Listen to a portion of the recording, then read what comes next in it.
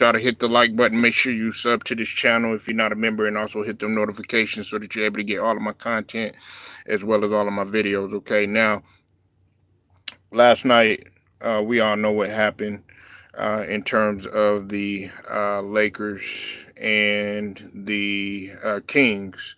As the Kings, they defeated the Lakers 120 to 109.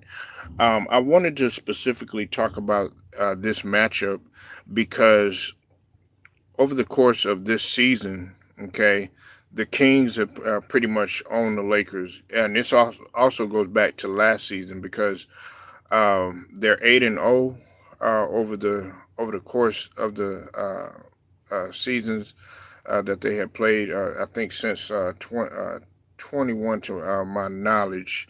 Okay, but this season the Lakers are 0-4. Okay, and I'm talking about the King. Well, I was speaking of the Kings respectively, from what I just said.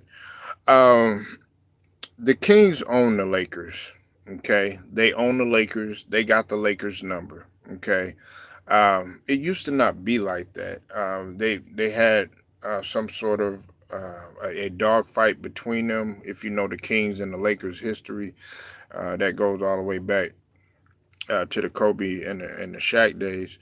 But you know, they essentially what the Lakers would do would they would get the edge on them in the playoffs in terms of the playoff battle when they did face each other, and then the Lakers would end up winning. That has changed, okay? And the Kings are not to be slept on, especially when it comes to the Lakers. It's like they salivate at the mouth when it comes to playing the Lakers. And the key matchup that I do want to focus my attention on is Sabonis versus Anthony Davis. Okay, um, I've always liked Sabonis. I think he has found truly a home. Being there in Sacramento. That's not to say that in Indian when he was with the Pacers, he didn't have a home. But the thing about it is that Sabonis, ever since he has came to Sacramento, man, he has really gelled with De'Aaron Fox and the rest of the crew there. Okay. Also, we have to take into account when he plays AD. While AD and him are relatively averaging the same amount of points, and I'm talking about this season, okay? Because I think all time AD is averaging around 25 and 11 and 2.3 blocks. But this season, I want to focus on this season alone. The Demontis Sabonis has really been on a tear. He's averaging, 18, same amount of points. I think it's like 18.5 or 18.7 or something like that. But the key thing is he's actually been dominant on the boards. He's averaging 17.5 rebounds and getting a little over a block. I know AD probably have the edge on blocks. Okay, um, that is going to be a key thing when it comes to inside of that middle. What's up with the sugar? I see you in the building. That's the key thing when it comes to the Lakers. Okay, they have the Lakers number. Okay, listen, we got to stop looking at the Kings as if they're not competitive, as if they're not six because they're six in the Western Conference. If the playoffs started today, they'd be in the playoffs, and of course the Lakers would be fighting for the play-in. Okay, and that's what we have to understand. Listen, everybody wants to talk about all these rivalries and stuff like that. The Kings and the Lakers have always had a heated rivalry. What's up with it, Ted? I'm glad you're in here. Okay, and Brown Sugar, I'm gonna be talking about the Celtics too. Okay, because there's been some reports in terms of the Celtics in terms of the rivalry. I want to talk about what Bill Walton had to say in terms of the late great Casey Jones. If you know Celtics history, yeah, Sabonis is nice. Sabonis is that guy. Sabonis is left-handed. Sabonis is athletic. He knows how to use the rim. He's very creative. He can hit that jumper every now and then, and more importantly, he's a better rebounder. He's been the better rebounder out of the two. This season, when they played against each other, AD is only averaging 11 rebounds. He's averaging about the same amount of points at 18. He's got the edge on him in blocks, but in rebounds, uh, Sabonis is averaging 17.5 rebounds. He even had a game with 20 rebounds against Shaw. Okay, so yeah, he's ambidextrous, absolutely. He's ambidextrous, but I like the fact, so he's very creative. Um, a lot of his fathers, the late great um, Arvidas Sabonis, uh, a lot of his traits are picked up from him. Okay, what's up with the Kenyan? I see you in the building. The Kings are going to be a problem. Now everybody wants to talk about, all these other teams that are going to be scary. Like of course the Denver. Of course, the Timberwolves. Of course, OKC, stuff like that. But while everybody is just somehow sweeping the Kings under the rug, you better watch out because De'Aaron Fox, he is still that guy. I know he's had some injuries here and there and everything, but De'Aaron Fox is still one of the the top guards in this league, and he is a force to be reckoned with. But like I said, I want to focus on the middle. AD's got to play better against Sabonis, hands down, in order for them to even have a chance. Plus, LeBron has to, step it up too as well. I think he only had like 18 last night. But the thing about it is the Kings, they own the Lakers. Okay, the Kings are six in the West right now, and like I said before, everybody's got to stop going to sleep on them and not taking them serious. Okay, especially in that Western Conference. Now, do I see the Kings beating some of the best teams in order to, get to a Western Conference finals? That remains to be seen because the playoffs is a whole another ball game. Is the game slows down, and I think when it comes to the Kings, they play kind of at a faster pace. But what's interesting about the Kings, they can also slow it up in the half court too as well. I noticed that about the Kings. Um, but like I said, a lot of times we're looking at the Lakers to just come in and automatically dominate the Kings, and it just hasn't been that. They have not gotten a win this season. They have not gotten a win. Matter of fact, I think the Kings are 8-0 over the course of the last couple seasons or whatnot. They're 8-0. You know, y'all. I don't know what it is. I don't know if the Kings are your kryptonite. I don't know what it is, but every time that this season they have faced the Kings, Demontis Sabonis, and he had a triple double last night too. That's what's interesting. Sabonis he's he's very slept on. Matter of fact, I felt like Sabonis should be getting the All Star nod all of the years that he's kind of been in the league. He's been very slept on. You say Kings match the Lakers. Yeah, absolutely. The Kings match their size. They match. They're they're on the same page and they click against the Kings for some reason. I'm talking about that. Yeah, Fox, Fox is dangerous, man. Everybody looks at Fox like, yeah, he ain't gonna do nothing. You could have said that probably when he first came into the league, but after his second year, De'Aaron Fox is just brilliant, man. I didn't even take him serious at first, but when I started to watch him, the way he knows how to break the defense down, and he's always done this to the Lakers. Um, Lakers are gonna go far as AD takes them.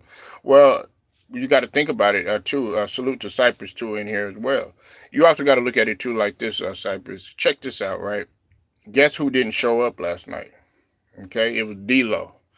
It has to be D'Lo. And guess what they are when D'Lo doesn't play? They're 0-5. Guess what? Guess what it is when D'Lo scores under 20? They're 20 now. They were 20-18. Now they're 20-19 when D'Lo scores under 20. And when D'Lo scores above 20, Guess what their record is? It's 16-7. So you do the math on who needs to show up too as well. It's not just AD that needs to show up. It has to be collective. It has to be collective. AD can't be doing everything. To AD's credit, he can't be doing anything. You know what I'm saying? Because AD is averaging 2.3 blocks this season. You could go ahead, you could try to do your research, all that other stuff. Over the past a couple seasons, since he has played the Kings, he's averaging 25, 11, and 2.3. Okay, that's what the numbers are. And over these 4 times that they played, AD is averaging 18 and 11, and a couple of blocks or whatever. Demontis Sabonis just had the edge. He had a triple double last night. Yeah, you're laughing at D'Lo, but guess what D'Lo is averaging, right? You're laughing, right? But guess what he's averaging? He's averaging 22 over the since the All-Star break. He's averaging 22.5. You know what he's shooting from the field? He's shooting 46%. Guess what he was doing earlier in the year? It was 13 points, and he was shooting like 39%. Clearly a big jump. Now he didn't play that good last night. Okay, I'll give you that. But they do need D'Lo in order to play. We could sit here, we could laugh at D'Lo and stuff like that, but he has been on a whole nother level. Go look at the numbers. Yeah, of course he's not a bum. And the thing about it is, while we're sitting there laughing and all this other stuff, D'Lo actually has been in positions to take his team to the playoffs. You gotta go back and you gotta go look at the history of D'Lo, and you also got to look at the kind of players that he's around. He's been around the late great Kobe Bryant. It didn't sit in with them then, but now he realizes that. You know what I'm saying? And yes, I got on D'Lo's helmet. I'm feeling what you're feeling, Cypress, earlier in the year, but not now. Now I was a little bit disappointed in him last night, but he'll step it up. You got to have these type of games, and they're going to need in order for them to even have a shot. Whether it's in the play-in or even at the playoffs for that matter, D'Lo has to be there too as well, not just AD.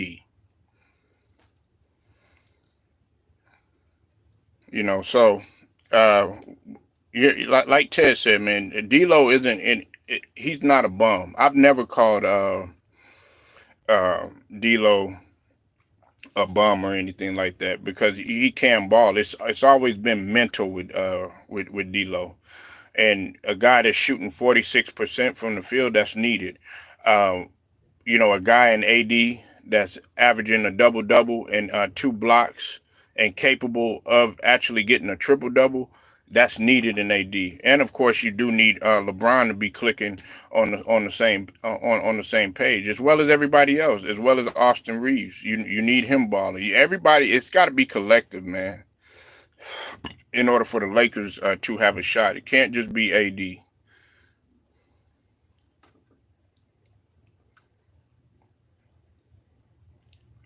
But uh, that's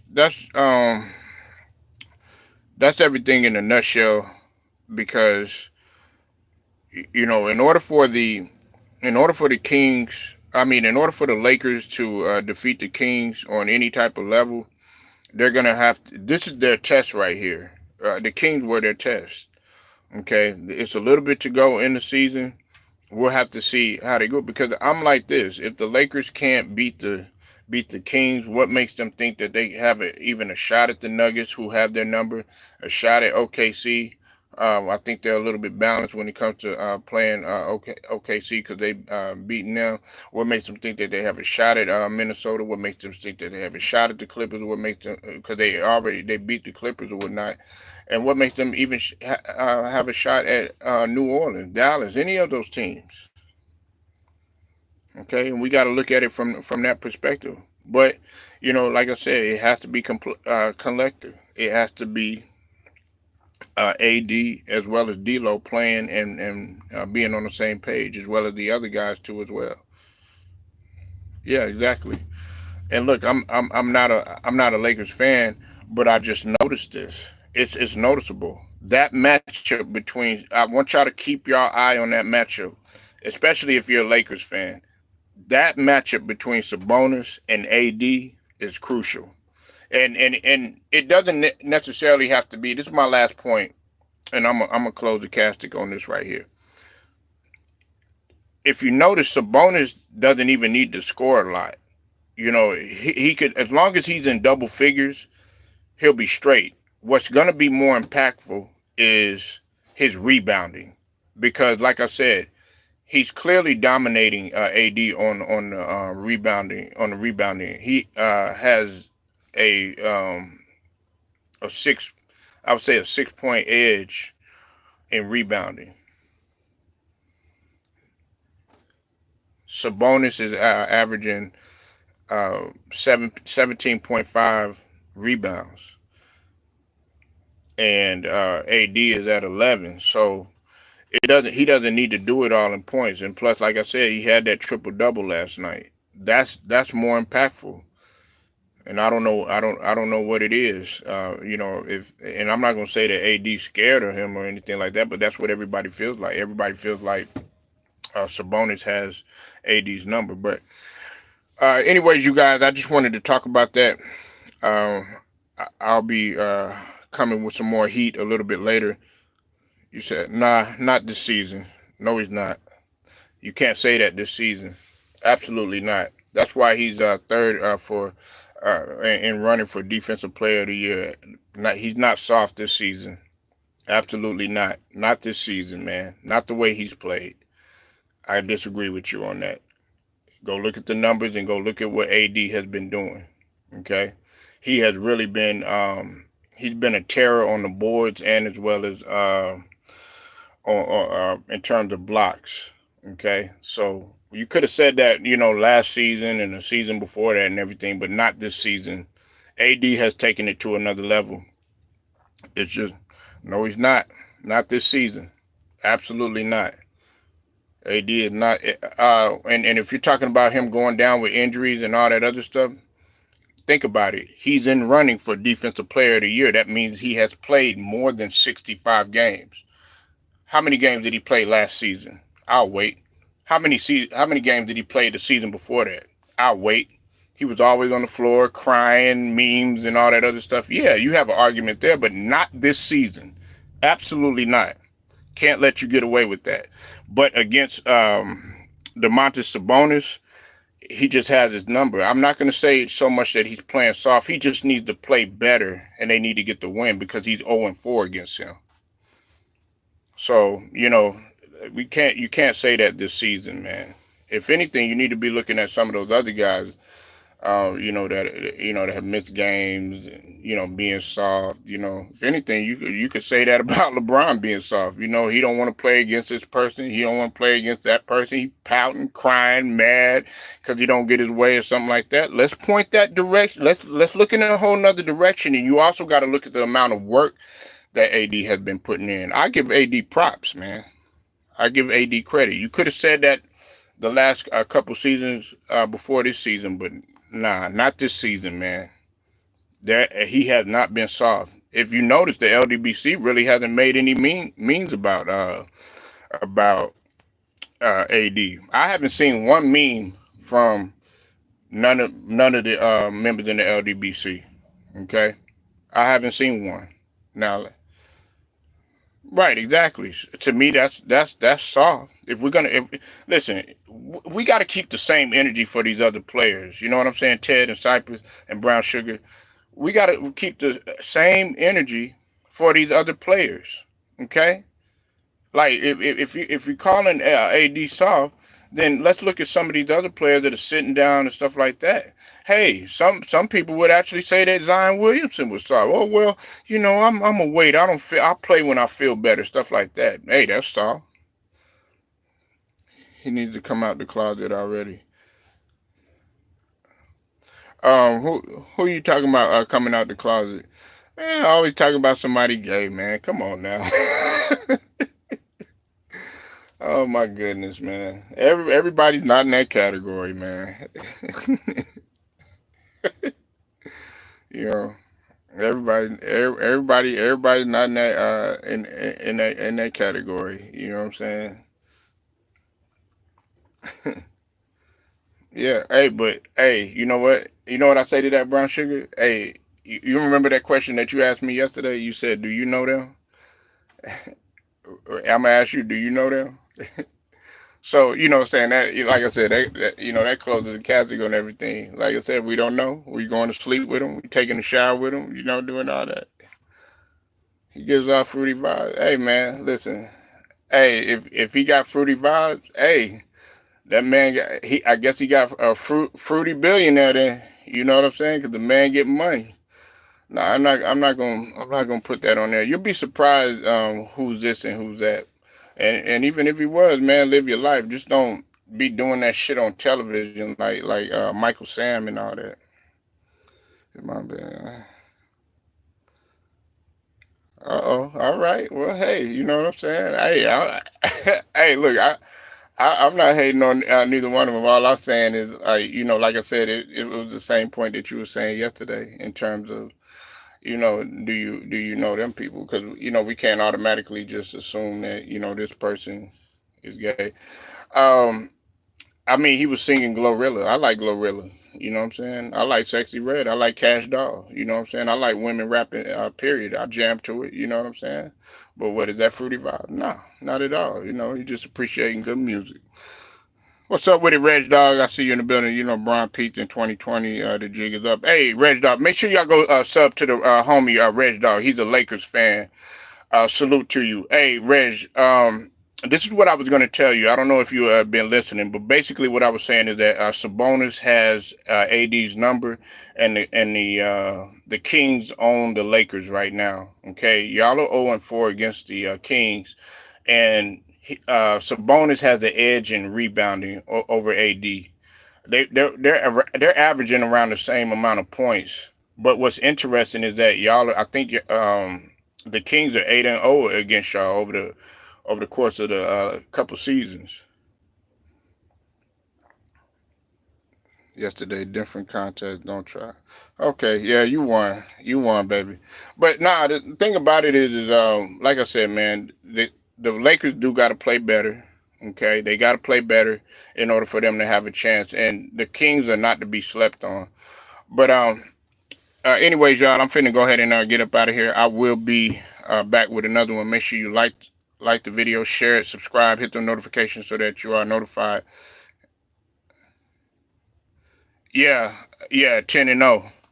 10-0. I thought it was 8-0, but yeah, you got it right. Yeah, 10-0. Yeah, I thought it was 8-0, but yeah, you're right. You're right about that. I knew they were undefeated, nevertheless, but like I said, man, hit that like button, sub to the channel if you're not a member, and also hit the notification so that you are notified. Until then, straight to the point, sports and entertainment. I'll get at you later.